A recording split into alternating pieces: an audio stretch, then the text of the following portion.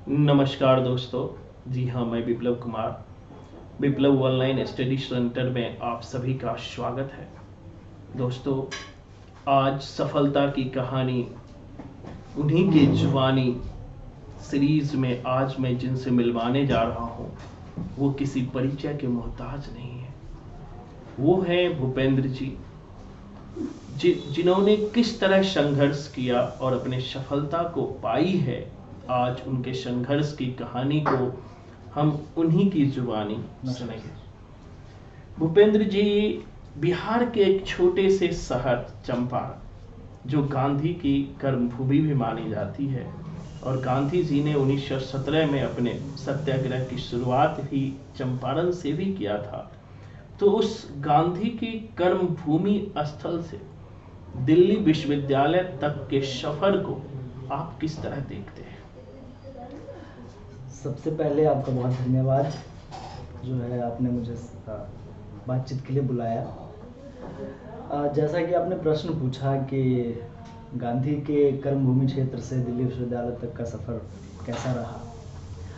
देखिए, जब भी आप किसी सफ़र में होते हैं तो कई पड़ाव आते हैं, कई रास्ते आते हैं, कई पड़ाव और बस स्टैंड जिस तरह से एक होता है स्टैंड आते हैं, कई जो है चौराहे आते हैं। जैसे कि मुक्तिबोध की एक कविता भी है कि एक कदम रखता हूँ तो 100 राहें फूटती हैं और मैं उन सब से गुजरना चाहता हूँ। तो एक मनुष्य की जो प्रवृत्ति है वो सब जगह जाने की भी है, लेकिन कहीं ना कहीं अपने मन को स्थिर करना, कि एक डायरेक्शन दे के आगे बढ़ना। तो कहीं ना कहीं मेरे मन में ये चीज़ें थी।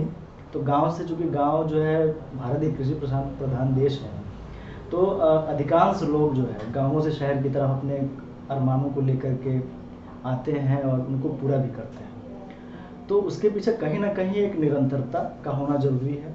जब आप गांव से आते हैं तो कुछ सपने होते हैं, मेरे भी कई सपने थे। जैसा कि हालांकि कुछ हालात जैसे होता है कि घरेलू हालात कई बार होते हैं ऐसे कि आपको मजबूरन कुछ ऐसे कदम उठाने पड़ते हैं जो आप नहीं चाहते, लेकिन कई बार जो है आपके उस कदम के साथ साथ चीज़ें ऐसी जुड़ी होती हैं कि आप उससे आगे भी बढ़ते हैं। तो कुछ मेरे साथ भी ऐसा था। शुरुआती जो मेरा कदम बढ़ा था वो जीविका के लिए बढ़ा था, और उसके साथ साथ मेरे मन में कहीं ना कहीं था कि मुझे पढ़ना भी है। तो मैंने दोनों काम को एक साथ यहाँ पे दिल्ली में आकर सन 2010 से आया, और उसके बाद से जो है फिर धीरे धीरे करते करते यहाँ तक दिल्ली विश्वविद्यालय तक जो है। बहुत बहुत धन्यवाद भूपेंद्र जी। आपने किस तरह सफलता पाई है? आप अपने संघर्ष की कहानी को किस रूप में देखते हैं? देखिए, सफलता और संघर्ष, मैं अक्सर कहता हूँ कि सफलता और संघर्ष के बीच बहुत ज़्यादा जो है दूरी नहीं होती है, या यूँ कहें कि दोनों परस्पर चलने वाली चीज़ें हैं। सफलता भी साथ चलती है और संघर्ष भी साथ चलता है। जिस दिन आपने संघर्ष बंद कर दिया, आपकी सफलता जो है वो तय हो जाती है। उसकी जो है व्यापकता कितनी होगी, उसका दायरा कितना होगा, उसकी सीमाएं क्या होंगी, वो वहीं से तय होता है। तो संघर्ष और सफलता दरअसल दोनों एक साथ चलने वाली चीज़ें हैं। आपकी जो संघर्ष की जो क्षमता है वो आपको तय करेगा कि आपकी जो है सफलता कहाँ तक होगी, उसकी व्यापकता क्या होगी। तो संघर्ष जो है लगातार है, सबके अपने तरह के संघर्ष हो सकते हैं। कभी भी आप संघर्षों की तुलना नहीं कर सकते, जिस तरह से सफलता की तुलना नहीं कर सकते कि सफल एक व्यक्ति क्या होता है। मेरे सर हैं आदरणीय अरुण सर, उनका एक कथन है कि सफलता से ज़्यादा जो है अहमियत सार्थकता की है। कोई व्यक्ति या वस्तु सफल तभी माना जाएगा जब उसकी कुछ सार्थकता होगी, इस समाज के प्रति या व्यक्ति के प्रति। जैसा कि ये बात अपने आप में पूर्ण है, उसी तरह से संघर्ष और सफलता दोनों साथ चलने वाली चीज़ें हैं। आपकी संघर्ष की जो क्षमता होगी वही तय करेगी कि आप सफल कहाँ होंगे। बहुत बहुत धन्यवाद। आप कोचिंग ज्वाइन करने के पहले और ज्वाइन करने के बाद आप अपने आप में किस तरह के बदलाव देखते हैं? क्या क्या चीज़, नए नए चीज़ आप में जुड़ते गए, उन्हें किस रूप में आप देखते हैं? देखिए, कोचिंग संस्थान या कोई भी सरकारी संस्थान, शिक्षण संस्थान जो भी है, वहाँ से विद्यार्थियों को या जो भी पढ़ाई कर रहे हैं उनको डायरेक्शन मिलता है, एक सानिध्य मिलता है। दो चीज़ों की अहमियत होती है किसी के जीवन में, किसी भी तरह की सफलता ही क्यों ना हो, वो सिविल्स की तैयारी हो, नेट जेआरएफ हो, या जीवन में एक अच्छा सार्थक व्यक्तित्व का बना पाना हो। दोनों ही अर्थों में या किसी भी संदर्भ में जो है सफल होने की जो मानक जो माने गए हैं, उसमें मार्गदर्शन और सानिध्य दोनों की बहुत ज़रूरत, अहम भूमिका होती है। तो कोचिंग से मैं जब जुड़ा तो मुझे मार्गदर्शन भी बड़े एक कह सकते हैं कि पूर्ण रूप में मिला। यथार्थ और आदर्श दर्शन की माफिक भी और यथार्थ से भी जुड़ते हुए, आप जैसे कि गीता की पंक्तियों का उदाहरण आप देते रहते थे कि कर्म करो फल की चिंता मत करो। उसके बाद पैसों के अर्थ के मामले में कहते थे कि भाई JRF होगा तो गुलाबों मिलेगी, कुछ इस तरह की बातें जो आप गुलाबों की धारणा पुरानी थी, पुरानी धारणा थी। जब नोटबंदी आई थी जी, और जी, उस जी। समय 2000 का नोट, जो 1000 का नोट बंद हो गया था, उसके जगह पे 2000 का नोट आया था और जी, 2000 जी, का जी। नोट गुलाबी था, जी, इसलिए जी, उसका जी। नाम गुलाबो रखा गया। गुलाबो रखा गया था। तो हमें जो है वो बहुत मोटिवेट करता था। हम सोचते थे कि भाई हाँ, ये चूँकि ये यथार्थ है कि अर्थ जो है बहुत आवश्यक है। दिल्ली जैसे शहर में जो गाँव से बिना कुछ सोचे समझे थैला लिया और चला आया फ़कीर की भांति, उसके लिए कहीं न कहीं अर्थ का जो संघर्ष है दिल्ली जैसे शहर में, पैसे की जो सारा खेल जो है अर्थ का है। आप एक लिमिट, एक सीमा ऐसी आती है, एक वक़्त ऐसा आता है कि जब आपके पास पैसे नहीं होते हैं, तो आप पूरी तरह से टूट जाते हैं। आपको समझ नहीं आता है कि आप क्या करें, क्या ना करें। वैसी स्थिति में जब आपके सामने एक सुनहरा एक भविष्य कोई लेकर के खड़ा हो, डेली बताता हो, सुबह डेली कहता हो कि भाई जो है अपने को पहचानो, अपने को जानो, तो कहीं न कहीं वो मार्गदर्शन बहुत ज़रूरी है और उसके बाद जो है सानिध्य। तो मुझे ये दोनों चीज़ें जो है यहाँ के मेरे मित्र जो बने वो और आपके साथ, तो दोनों ही चीज़ें मेरे लिए सार्थक रही। बहुत बहुत धन्यवाद। अब हम बात करेंगे खास करके नेट JRF में 2 पेपर होते हैं, एक तो आपके हिंदी साहित्य और फर्स्ट पेपर। सबसे पहले हम हिंदी साहित्य की बात करेंगे। खास करके जो नए बच्चे होते हैं, जो पहली बार दे रहे होते हैं, उनको सबसे ज़्यादा समस्या जो हम देखते हैं वो स्थापना और तर्क वाले प्रश्न में आता है। जी। साथ ही आज भी सिलेबस चेंज होने के बावजूद भी 10 से 15 प्रश्न स्थापना और तर्क से पूछे जाते हैं। जी, जी। इसी तरह क्रम वाले प्रश्न, जैसे कि मान लिया कि दिनकर जी की रचना हो या जयशंकर प्रसाद की रचना हो, कभी कभी तो दिनकर, जयशंकर प्रसाद जी, महादेवी वर्मा, सबकी रचनाओं को एक साथ क्रम में पूछ लेते हैं। जी, जी। तो ये एक समस्या के रूप में बच्चों को सामने आते हैं।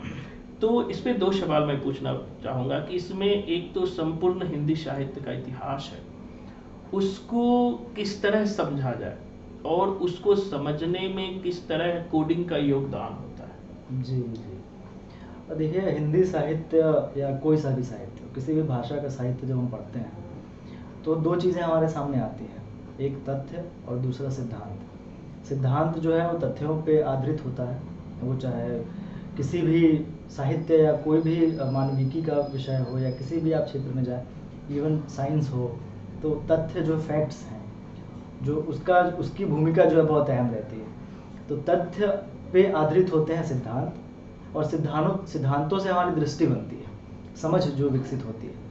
तो उसके लिए ज़रूरी है कि हमारे पास तथ्यों की एक अच्छी समझ हो, मतलब समझ इन द सेंस कि हम जानते हों तथ्यों को, हम याद कैसे कर पाते हैं, कोडिंग के माध्यम से याद करते हों, या जिस भी तरह से हम जोड़ करके रिलेट करके उसको हम याद करते हैं तथ्यों को, और उसके आधार पे जो है उन तथ्यों के माध्यम से हम सिद्धांत निर्मित करते हैं और उससे हमारी एक दृष्टि निर्मित होती है। तो कहीं ना कहीं स्थापना और तर्क का जो मसला है वो दृष्टि और सिद्धांत से है। तो ये तो एक बात हुई। दूसरा जो है तथ्य जो है, जब आप क्रम वगैरह तैयार करते हैं, क्रम बनाते हैं, तो वहाँ जो है तथ्यों की बहुत भूमिका होती है। तो किस तरह से आप याद करते हैं, कोडिंग के माध्यम से याद करें या जैसे भी आप चाहें, उनको याद करना होता है। बहुत अच्छा। मोटिवेशन की हमने पहले भी बात की। मोटिवेशन को आप अपनी सफलता में कितना सहायक मानते हैं? आपको क्या लगता है कि मोटिवेशन मदद करता है, किस रूप में मदद करता है? कोचिंग से जब आपने जुड़ा तो आप में भी बहुत सारी जो मोटिवेशन मिला, उसे आप किस रूप से देखते हैं? देखिए, किसी भी काम को करने से पहले हमें एक कह सकते हैं कि एक हम तय करते हैं विज़न, या कह लें कि एक पड़ाव तय करते हैं, सुनिश्चित करते हैं कि हमें ये करना है। जैसे कि शुरू में जब मैं दिल्ली आया तो मेरे पास पहला मकसद था कि मुझे 12th करना है, किसी भी तरह 12th करूं। मैं अपनी क्षमता के अनुसार मैंने देखा कि मैं किस तरह से कौन कौन से विषयों को पढ़ूंगा, उनको लिया जिसके लिए जो है मैं कर पाऊंगा बेटर, उन विषयों को लिया। फिर उसके आगे फिर ग्रेजुएशन किया, वहाँ से जो है पास टॉप किया मैंने। फिर उसके आगे की चीज़ें हैं। तो एक छोटे छोटे जो है पड़ाव हमें सेट करने होंगे।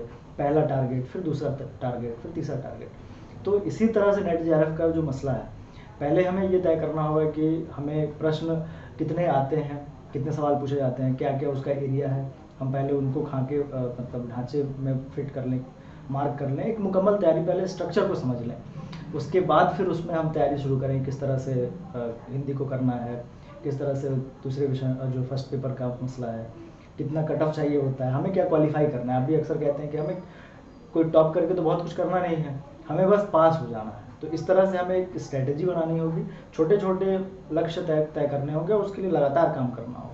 एक बार जब हम कुछ लंबी दूरी देख लेते हैं तो हम हताश भी हो जाते हैं। तो मोटिवेशन जो है कहीं ना कहीं एक बूस्टअप का काम करता है, आपको बूस्ट करता है। आपके अंदर जो है ये बहुत बड़ी कला है। मैं आपको जो है तहे दिल से आभार व्यक्त करना चाहता हूँ कि आप लगातार मोटिवेट करते रहते हैं। व्यक्ति अपने आप में कुछ नहीं है, और है तो बहुत कुछ इंसान ही करता है। कोई बाहर से कुछ ऐसी शक्ति नहीं है जो कर जाती है, लेकिन वो कहीं ना कहीं वो हिम्मत, वो मोटिवेशन जहाँ से मिलता है। बचपन में आपने भी कहानी पढ़ी होगी और हमने भी पढ़ी थी कि एक सर्द रात में जो है एक छोटी सी लॉ को देख करके रात भर किसी व्यक्ति ने काट दिया था। तो वो लॉ कहाँ से, वो मोटिवेशन है। दरअसल हिम्मत कहाँ से आती है, आप मोटिवेट करते हैं, आपने चीज़ों को बताया।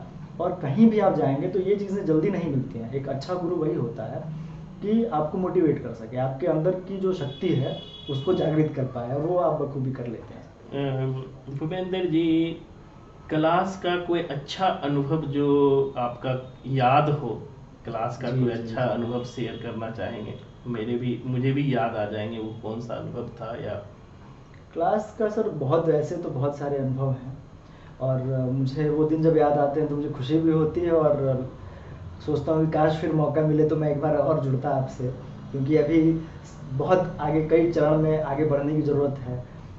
तो जो निरंतरता है, निशांत जैन आईएएस बने हिंदी विषय से, हिंदी साहित्य से उन्होंने जो है हाईएस्ट जो है उच्चतम अंक हासिल किया था। तो उनका एक कथन है कि आपको निरंतर लगे रहना होता है। परिश्रम तो आप कर रहे हैं, ईमानदारी भी आपके भीतर है, और वो रेगुलरिटी नहीं है, कंटिन्यूएशन नहीं, तो आप भूल जाते हैं, है ना। तो जैसे एक तलवार है, उसको आप लगातार घिसते रहेंगे तो पॉलिश उसमें लगा रहेगा, वो धार उसकी तेज रहेगी। तो कहीं ना कहीं आपने कोडिंग की बात की, ये एक अनुभव की बात की, क्लास का कोई अनुभव आप शेयर करें। तो अनुभव उसमें मुझे एक चीज़ याद आती है कि आप अक्सर कहते थे कि जिस भी जो चीज़ें तुम्हारे सामने दिखती हैं आप उससे जोड़ दो उसको, है ना। जैसे कि मुझे याद आ रहा है कि कुटज हम रट रहे थे, तो आपने कहा कि कुटज जो है हजारी प्रसाद द्विवेदी का निबंध है, तो हजारी के हिसाब से कुछ कुटज जोड़ लो कुछ। मैं एक जस्ट उदाहरण दे रहा हूँ कि इस तरह से आप कुछ भी रिलेट कर लें, आप अपने हिसाब से जोड़ लें कि जिससे वो आप उस चीज़ को देखें तो आपको वो चीज़ याद आ जाए कि ये रचना जो है फलाने लेखक के हजारी प्रसाद द्विवेदी की है और ये जो है शुक्ल की है। तो इस तरह से आप अपने अनुकूल, आप जस्ट एक मार्ग दिखाते हैं, एक रास्ता देते हैं, एक आइडिया देते हैं कि इस तरह से कर सकते हैं। बाकी व्यक्ति अपने हिसाब से उसको तय कर ले कि वो किस तरह से कर पाएगा बेटर, तो वो अच्छा कर सकता है। बहुत बहुत धन्यवाद।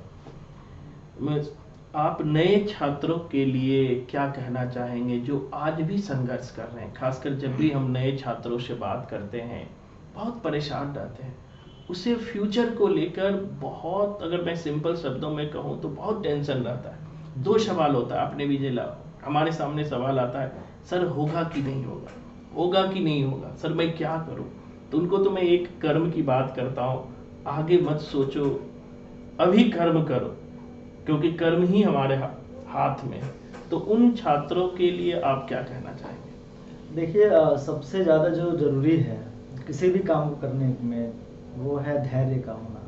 पेशेंस जितना होगा, कई बार होता है कि समय अधिक लगता है, कई बार ऐसा होता है कि समय बहुत लग रहा है और हम जितना उम्मीद करते हैं, हम बहुत जल्दी जल्दी चाहते हैं कि हमें चीज़ें मिलने लगे।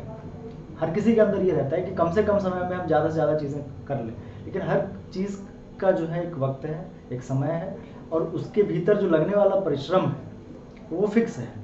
बहुत ही ज़्यादा वैज्ञानिक तरीके से इसको देखा जाना चाहिए कि अगर किसी चीज़, कोई घड़ा अगर 100 बूंद में भरता है या 100 लीटर या 50 लीटर पानी में भरता है, तो जब तक उतना पानी उसमें नहीं जाएगा वो फ्लो नहीं करेगा। तो उसी तरह से सफलता का भी मामला है या रिजल्ट का मामला है, तो उस बूंद बूंद को भरने की ज़रूरत है, और उसके बीच में कहीं भी अगर वो धैर्य टूटा तो हम फिर कहेंगे हमें तो कुछ मिला ही नहीं, हमारा तो हुआ ही नहीं। तो जो टारगेट हमने सेट किया है, अगर कोई मंजिल हमसे 5 किलोमीटर की दूरी पे है, तो हमें वो 5 किलोमीटर जब तक हम पहुंचेंगे नहीं तब तक कैसे पहुंचेंगे वो। तो हमें ये तय करना होगा कि हमारा जो है सवारी क्या है, हम किस पे सवार हैं, फिर उसमें गति कितनी देनी है, हमारी क्षमता क्या है। मैं अक्सर कहता हूँ और अपने पे भी लागू करता हूँ कि हमारे पास क्या है, दरअसल हमें वो देखना चाहिए। लोग अक्सर करते क्या हैं कि वो देखते हैं कि उनके पास ये होता तो ये करते, ये होता तो शायद ये कर लेते। कभी भी हालात अनुकूल नहीं होते हैं, हालात हमेशा प्रतिकूल ही रहते हैं।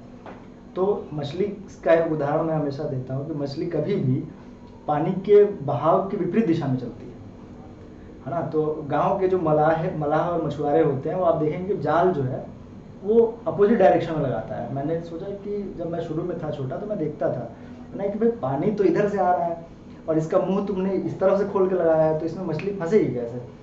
तो उसका जवाब था कि मछली उल्टे दिशा में चलती है। बाद में जाकर मैंने समझा कि अच्छा ये है। तो हमें मछली से सीखना चाहिए कि जितना विपरीत धार होगी हमें रफ्तार भी उतनी तेज करनी होगी। और हमारे पास क्या है कि ये सिविल्स की परीक्षा में पूछा जाता है अक्सर कि इस गिलास में बताइए कि पानी कितना है।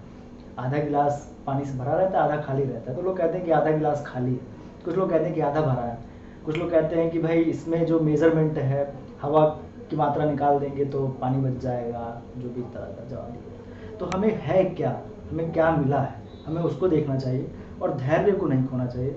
धैर्य आप बनाए रखें, कंटिन्यू लगे रहें, धीरे धीरे आहिस्ता आहिस्ता शनई शनई जो है चीज़ें हो जाती हैं।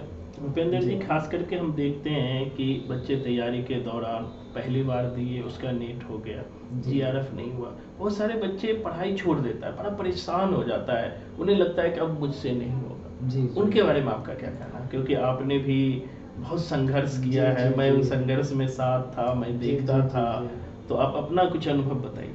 देखिए, कुछ मामलों में हमें थोड़ा शब्द अलग अजीब लग सकता है, कुछ मामलों में हमें बेशर्म होना पड़ेगा।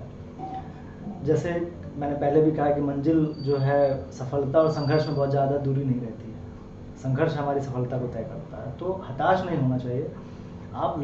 मैं बार बार कह रहा हूँ निरंतर होने की, निरंतरता कैसे होगी। सोते जागते आप भी जैसे कहते थे कोडिंग दिमाग में रहना चाहिए, चलते फिरते रटो, हम ऐसे करते थे। हम ग्राउंड में बैठ जाते थे, क्लास से निकलने के बाद दो जरूरी नहीं कि बहुत सारे दोस्त हों हमारे, 1-2 दोस्त अच्छे हों जो उस तरफ उसी दिशा में बढ़ते हो, आपको मोटिवेट करे, आपको डिमोरलाइज ना करे। ये नहीं कि आपसे मिला तो आपको कह दे कि अरे तुमको तो आदि काल याद नहीं है, तुम्हें तो भक्ति काल याद नहीं है, तुम्हें तो वो नहीं आता, तुम्हें तो वो नहीं आता। वो ये बताए कि अरे तुमने आज तो ये याद कर लिया, मुझे भी करना है। अच्छा मैंने तो आज ये याद किया, तुम भी आज ही चलो, आज मैं एक नया ट्रिक मैंने बनाया है, वो मैं तुम्हें बताता हूँ। ऐसे दोस्त 1-2 हों, एक आप हैं, उसके बाद कुछ और मित्र ऐसे हों, ज़्यादा की ज़रूरत है ही नहीं। और कभी भी घबराने की ज़रूरत नहीं है। मैं अपना पर्सनल बताना चाह रहा हूँ, एक वाकया है। जब मेरा जेआरएफ हुआ, मुझे तिथि आज भी याद है, 5 नवंबर 2017। तो उससे पहले मैं बहुत मेहनत, लगातार पूरे साल मैंने मेहनत की थी और पहला प्रयास जो मेरा था वो नेट हुआ था। तो वो भी उतना ही मार्क्स था जितने पे मेरे ओबीसी कैटेगरी का हो रहा था। तो वहाँ पे भी मुझे लगा कि मैं तो बहुत बचते बचते बचा हूँ, मतलब होते होते हुआ है। फिर उसके बाद भी मैं लगा रहा हूँ कि क्या करना है, कैसे करना है, और क्या चीज़ें रह गई थी, जो किताबें हमने पहले पढ़ ली थी, जो छूट गया था उनको रिकवर किया, जो छूटा उनको नोट डाउन किया, ट्रिक्स बनाए, पूरा मुकम्मल फिक्स कर दिया कि यही पढ़ना है और कुछ उठाना ही नहीं। सबसे बड़ी दिक्कत आती है कि पढ़ने को लेकर के हमारे पास होता है कि भटकाव बहुत ज़्यादा हो जाता है, ये पढ़ें कि वो पढ़ें कि वो पढ़ें, क्या पढ़ें, बहुत सारी चीज़ें होती हैं। कई बार होता है कि सब पढ़ना है तो बहुत ज़्यादा प्रेशर, अरे भाई इतना सारा कैसे पढ़ पाएंगे। तो उसमें क्या है कि सबसे पहले आप क्लियर करें कि इसमें बेस्ट कौन सी है, एक उसको आधार ग्रंथ बनाए और उसके अलावा जो दूसरी चीज़ें हैं उसको सहायक ग्रंथ के तौर पे काम लें। जो चीज़ें इसमें मिल गई उनको छोड़ करके बाकी जो अलग है उसमें उसको ऐड करें इसमें, और एक अपना पर्सनल नोट्स तैयार करें और फिर उसको ही रिवीजन करें। तो मैं अपना कह रहा था कि मेरी तबीयत खराब हो गई थी 1 हफ्ते पहले, तो मैं रिवीजन नहीं कर पाया। डॉक्टर ने कहा कि भाई दवाई खाओ, मैं सुबह खाया, दोपहर में बुखार उतर गया, फिर 1 घंटा पढ़ता था, फिर जो है फीवर। तो मैंने जो है 1 हफ्ते तक कोई रिवीजन नहीं किया। सुबह उठा, मैंने कहा कि अब क्या करूँ, अब तो बुखार उतर गया मेरा, 4 की रात में, 5 को पेपर है। तो मैं तो तय किया मैंने कि मुझे जाना है। मेरे पास वो पैसे नहीं थे। मैं अक्सर ये चर्चा करता हूँ अपने मित्रों से, उनको मोटिवेट करने के लिए। मैंने, जो मेरा मकान मालिक था, मैंने उससे 100 रुपये लिए। मैंने कि भाई साहब 100 रुपये दीजिए, मुझे दरअसल एग्ज़ाम देने जाना। नहा लेने के बाद मैं तय नहीं कर पा रहा था मैं जाऊँ कि नहीं। मैंने कहा कि फिर मुझे जाना चाहिए, क्योंकि मैंने पूरे 1 साल मेहनत की है। 1 हफ्ते से पूरे 1 साल की मेहनत का तुलना नहीं हो सकता है। मैं गया और मेरा रिजल्ट हुआ, और जनरल कैटेगरी में मैंने जो है रिजल्ट को लेके आया। तो कहने का मतलब ये है कि धैर्य जो है, पेशेंस की मैं बात कर रहा हूँ, हमेशा पेशेंस को बनाए रखना जरूरी है। छोटी छोटी चीज़ों से जो है आप डाइवर्ट ना हो, परेशान मत हो, वो चीज़ें आएंगी। और मैं अपना उदाहरण ये वाली बात मैंने इसलिए कही क्योंकि अंतिम चरण वो ऐसा था कि पूरे साल की मेहनत खराब हो सकती थी 1 हफ्ते के अंदर। और उस दिन, जिस दिन मेरा एग्ज़ाम था रविवार के दिन, उस दिन तो और ज़्यादा वो एक्सट्रीम लेवल पे 90 मतलब 99.99 की स्थिति थी। लेकिन मैंने हिम्मत ली, मैंने कहा कि मैं जाऊँगा, फिर रिजल्ट हुआ। तो इस तरह से जो है बूंद बूंद का जो हिसाब है हमको रखना पड़ेगा। वो जैसे वो अंतिम बूंद घड़े में गिरा, रिजल्ट आपके हाथ में। तो ये मुझे भी याद आ गया कि जब हिंदी से हमने जून 2013 का जीआरएफ दिया था, जब हुआ था, तो जीआरएफ वाले दिन मुझे 100 डिग्री से ज़्यादा फीवर था। क्यों फीवर था मुझे भी पता नहीं था। मुझे याद है कि वहाँ फर्स्ट पेपर और सेकेंड पेपर के बीच गैप होता था। जी जी जी। तो गैप होता था 2-2.5 घंटे का गैप होता था। जी 11:30 के बाद सीधे 2:30 बजे होता था। 2013 की बात बता रहा हूँ। तो फर्स्ट पेपर के बाद करने के बाद मुझे इतना फीवर चढ़ गया कि एक टेबलेट में ले गया। तो टेबलेट लेके खा के और बाहर एक चौबटिया, मतलब जैसे ना तो पेड़ के नीचे बना हुआ, उस पर मैं सो गया। उस दिन मुझे भी याद है, मैं सो गया, 2 बज गया, घंटी भी बज गया, सब जा रहा है और मैं सोया हूँ। एकदम सिंपल में हूँ, ऐसा नहीं कि कुछ बहुत सारी चीज पहना हुआ। तो लोगों को लगा कि ये हो सकता है गार्ड हो, कोई हो ऐसे ही। तो फिर एक मतलब एक जान पहचान का था, वो बोला कि अभी पेपर देने आए हो क्या? बोले हाँ, क्या हुआ, टाइम हो गया, गए। तो मतलब गए, मुंह धोए, फीवर भी है, और मैंने पेपर दिया। पेपर कोई मायने नहीं रखता है। पेपर में जो पर्सनली आप भी महसूस करते हैं, हम भी, कि आप 10 दिन नहीं पढ़े हैं तो ज़्यादा फर्क नहीं पड़ेगा। हम परेशान हो जाते हैं अंतिम समय कि हम 10 दिन नहीं पढ़े, तो हम ज़्यादा परेशान हो जाते हैं, या परेशान होकर एग्जाम खराब कर लेते हैं। चूंकि हमारा आईएएस का एक्सपीरियंस था कि ये सब मायने नहीं रखता है, वही एग्जाम में ही काम आता है, हम फीवर में भी जाएंगे। और मैंने पेपर दिया और उसी साल जीआरएफ भी हुआ। ये बहुत बड़ी मतलब कि एक घटना के रूप में मुझे याद आ गया पहली बार जब आपने बताया। अंतिम सवाल है हमारा भूपेंद्र जी कि जीआरएफ तो हम कर जाते हैं, बहुत सारे बच्चों को देखते हैं, जीआरएफ करने के बाद और जीआरएफ के बाद जो एमफिल और पीएचडी में दाखिला का सवाल आता है, तो उसके बीच का संघर्ष, किस तरह का संघर्ष होता है? देखिए, जेआरएफ तो कॉम्पिटिटिव एग्ज़ाम की तरह है। हम जेआरएफ हम कोचिंग संस्थान से जुड़ के या पर्सनल तैयारी से, व्यक्तिगत अपनी तैयारी से हम जेआरएफ उत्तीर्ण कर लेते हैं। उसके बाद का एक अलग फेज़ है, एमए, बीए, एमए और नेट या जेआरएफ, और उसके बाद एमफिल, पीएचडी, ये एक दूसरा चरण है। और तीसरा उसके आगे फिर अपना जो है पठन मतलब अध्यापन का मामला है। तो ये बीच का जो दूसरा चरण है, उसमें ये रहता है कि एक प्रपोजल हमें तैयार करना रहता है, सिनॉप्सिस जिसको कहते हैं, कि किस विषय पे आप रिसर्च करेंगे, उसकी रूपरेखा क्या होगी, उसका एक फॉर्मेट है, एक रूपरेखा है, उसको हम तैयार करते हैं। और उसके बाद विभिन्न विश्वविद्यालयों में फॉर्म भरते हैं, और उसके बाद इंटरव्यू होता है। जो विषय हम तय करते हैं उस पर बातचीत होती है, पैनल तय करता है कि भाई ये विषय पे काम होने लायक है क्या या नहीं होने लायक है। उसके बाद वो तय करते हैं, उसके बाद एडमिशन हमें मिलता है। तो एक तो ये है। दूसरा है कि अलग अलग विश्वविद्यालयों की स्थितियाँ अलग अलग तरह की हैं। कहीं जो है सीटें कम है, कहीं ज़्यादा है, कहीं इंट्रेंस है, कहीं ईपीआई का सिस्टम है, बीए, एमए, उसका मार्क्स भी जोड़े जाते हैं, जीआरएफ का भी मार्क्स होता है। तो कई चीज़ें हैं। तो सबसे पहले एक टारगेट, मैंने पहले भी कहा कि हमें छोटे छोटे टारगेट्स को सेट करना कि अभी नेट या जीआरएफ कर लें, फिर उसके बाद एमफिल या पीएचडी हमें करना है, तो उसके लिए कौन से विश्वविद्यालय हमारे लिए अच्छा होगा। सभी जगह डिग्री की वैल्यू बराबर है।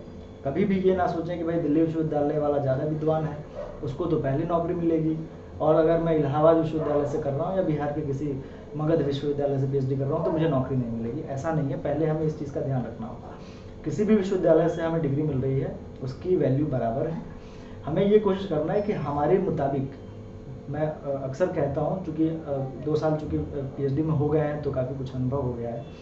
2 तरह के हैं। एक विषय हमारा है कि विषय जब हम चयन करते हैं किस विषय पे हमें काम करना है, तो एक हमारी इच्छा होती है, और दूसरी रुचि और इच्छा की बात जहाँ तक है, एक ये है। और दूसरा कई बार ये होता है कि उन विषयों पे दाखिला नहीं मिल रहा होता, तो हमें दाखिले के पर्पज़ से भी विषय चेंज करना होता है। तो ये है कि आप तय करें। अगर आपको लगता है कि भाई आप मगध विश्वविद्यालय में अपने विषय पे काम करके संतुष्ट हैं तो आप मगध विश्वविद्यालय से करें। अगर आपको लगता है कि विषय चेंज कर पाएंगे तो दिल्ली विश्वविद्यालय जाएं या जेएनयू, मैं जस्ट उदाहरण के लिए कह रहा हूँ, ऐसा जो है इस तरह से। तो ये दूसरा चरण है। इस तरह से छोटे छोटे जो है पड़ाव तय सेट करें, उसको तय करें और एक एक करके एक एक कदम एक एक स्टेप बढ़ें, हड़बड़ाएं नहीं, धैर्य बनाए रखें और कभी भी दूसरों से तुलना ना करें। दूसरों से तुलना करने में आपको लगता है अरे मेरे साथ वाला तो वहाँ चला गया, मेरा तो यही नहीं हो रहा है, मैं तो हमेशा 1% से रह जा रहा हूँ, मेरी किस्मत ही ख़राब है, मैं तो गलत आ गया, या तो फलाने ने ऐसा कुछ नहीं होता है। जो चीज़ें निकल गई छोड़ दीजिए। अब क्या आपको दिखता है, आपको क्या करना है? अगर आपने तय कर लिया है कि आपको इसी क्षेत्र में आगे बढ़ना है तो फिर आप लगे रहें और सफलता मिलेगी। और जहाँ तक आपका प्रश्न है सर, ये चीज़ तो मुझे कहने में खुशी भी है और मैं अक्सर ये बात दूसरों से कोट भी करता हूँ कि आपके द्वारा विप्लव स्टडी सेंटर से मैं जुड़ा हुआ था। तो मुझे ये दूसरा मौका है जब आपने मुझे बोलने का मौका दिया है। मुझे याद है जब मेरा JRF हुआ था तो एक कोचिंग में कार्यक्रम था, तो वहाँ मैंने अपनी बात रखी थी। ये दूसरा मौका है जब आपने मुझे अवसर दिया, आपका इसके लिए धन्यवाद। और ये बात मैं कहना चाहूँगा कि मोटिवेशन की जो भूमिका है किसी भी काम में, वो चाहे रिजल्ट को होने में हो या PhD में दाखिला हो या नौकरी हो, मोटिवेशन आपको चुनौतियों से लड़ने का जो है शस्त्र है, आपके धैर्य को मजबूत करने का जो है बूस्टअप का काम करता है। तो आपसे जुड़ना मेरे लिए काफ़ी सुखद रहा और आपका जो है तहे दिल से धन्यवाद। बहुत बहुत धन्यवाद भूपेंद्र जी कि आप समय निकाल कर आए। 2-3 घंटा बहुत टाइम बर्बाद हुआ आज आपका। बहुत बहुत धन्यवाद कि आप इतने दिन बाद भी हमें नहीं भूले और अपने इतना बिजी शेड्यूल होते हुए भी यहाँ तक आए।